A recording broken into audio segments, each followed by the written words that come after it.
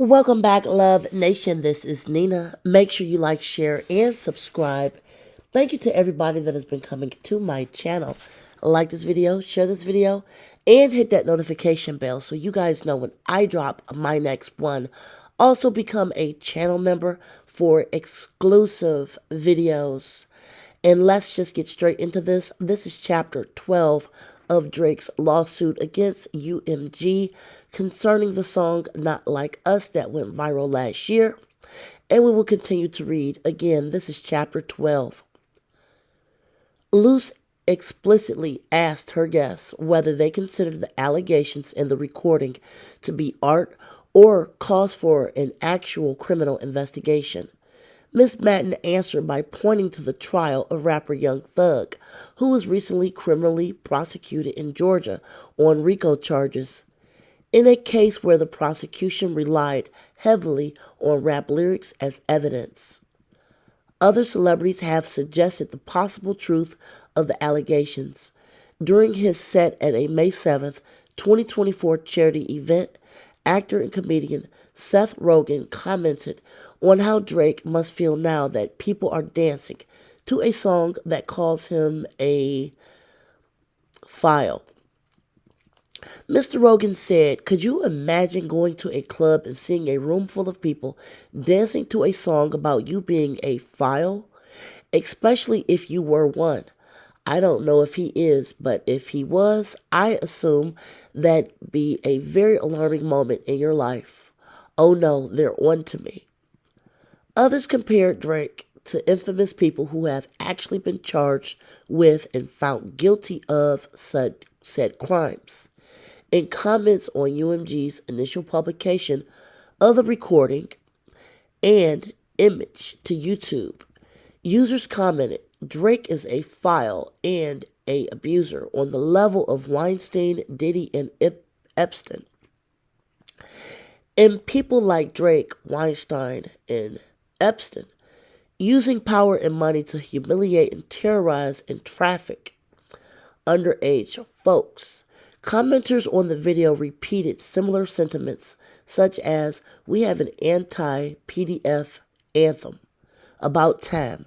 No justice for guys like Diddy, Epstein, and Drake, and all the victims they cause, much less the Johns." Users characterized Drake of being just another Hollywood file. Believing the accusations, many listeners also repeated the calls for putting hands on Drake from the defamatory material.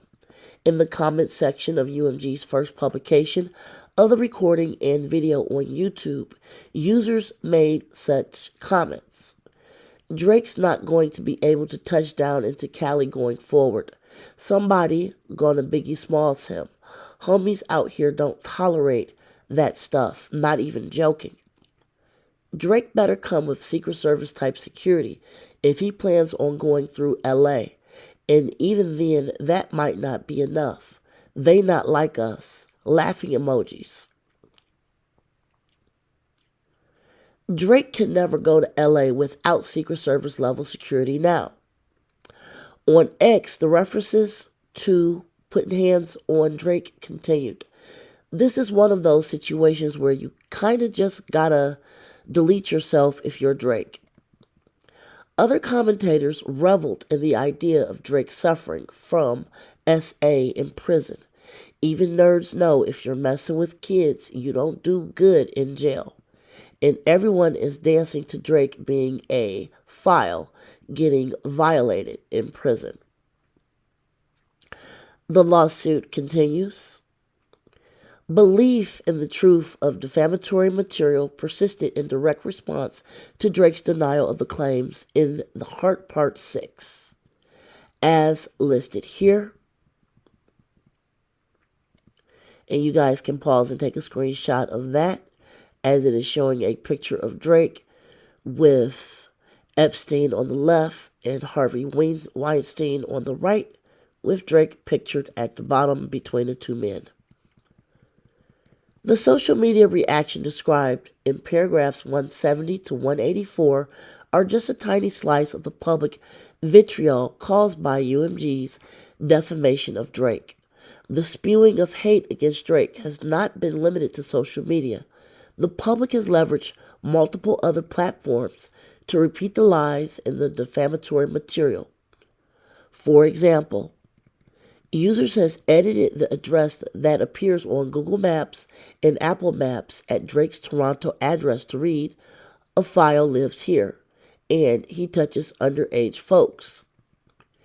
In the summer of 2024, users updated the description of Drake's Toronto address in rideshare applications Uber and Lyft. Users has edited address to read, "Drizzy touches underage folks, Drizzy's Fun Time Chamber, and a minor." Less than a month after UMG published the recording and image, author Martin Vidal published an article titled "The Drake-Kendrick Rap Beef, a Case Study of Mob Psychology." Mr. Vidal explains that mob mentality is a psychological state that causes people to abandon nuance, label anyone who defends the accused as being guilty of the same actions of the accused, reward those who perpetrate their cause, and do bad in the name of doing good, even when said accusations are made without supplying any evidence. Mr. Vidal concludes that the public reaction to the allegations against Drake were classic mob mentality, citing the pow-powing and other trespassing incidents and instances of vandalism at Drake's OVO stores and overwhelming negative public outcry. Mr. Vidal explains that this mob mentality is why people can believe the allegations, despite the fact that Drake has never been accused of inappropriate behavior with anyone underage or anything similar, like grooming, by any other underage or formerly underage person he's interacted with, or their families or their acquaintances. And just about every alleged victim of such has come out in defense of Drake. According to Mike Rothschild, an author and expert on conspiracy theories, accusations of filing are particularly ripe for conspiracies. He described that such allegations of underage stuff cause people to immediately just lose their minds, even if these children don't exist, and even if you just put out the suggestion of, it grabs a hold in a way that is difficult to dislodge. Mr. Rothschild also notes that social media exacerbates conspiracy theories because of the spread of information or disinformation can happen so much more rapidly than in the analog age. Section B. UMG's conduct caused Drake's reputational, financial, physical, and emotional harm. UMG's publication has caused Drake reputational, financial, physical, and emotional harm, and all of these harms were reasonably foreseeable. The Economist and YouGov polled Americans about their view of Drake in August of 2023 and in May of 2024, shortly after the release of the recordings and images.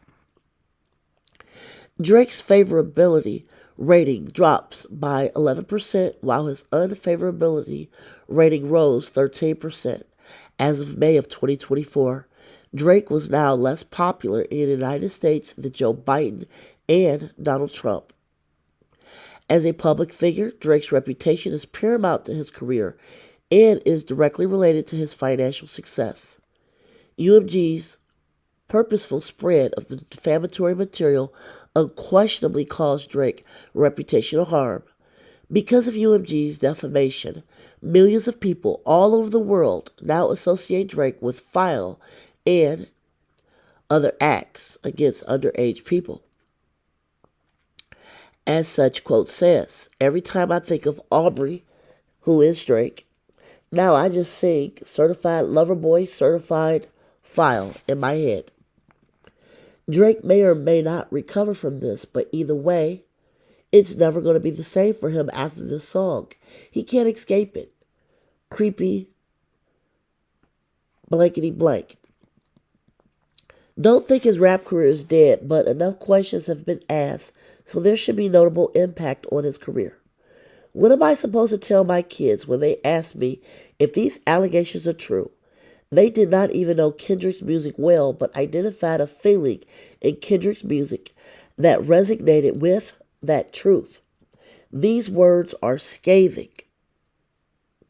to any listener. I got some decisions to make after this because I can't play Drake in my car with this narrative floating around. It's dangerous. I don't want to be that guy, but I never took Drake seriously. He's Canadian. He was in Degrassi. That stuff makes it hard for me to take him seriously. I thought that's why Kendrick went after him. Now that is more serious than just Drake being fake. I'm like, wow, if I knew this, I'd hate Drake too. This is checkmate for Drake because how exactly do you respond to someone calling you a sociopath, a deadbeat, and a file? As for KL, I just want to know how he found out some of the things and what took so long to call Drake out. This whole thing is beyond brutal at this point. Kendrick must truly effing hate Drake for some reason.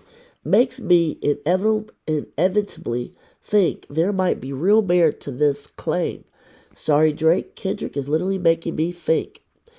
Jesus Christ, talk about winning a rap beef. Laughing emojis. We will end chapter 12 right here, and we will come back with chapter 13 shortly. Make sure you guys like, share, and subscribe. Until next time, be safe and enjoy your day. Bye, guys.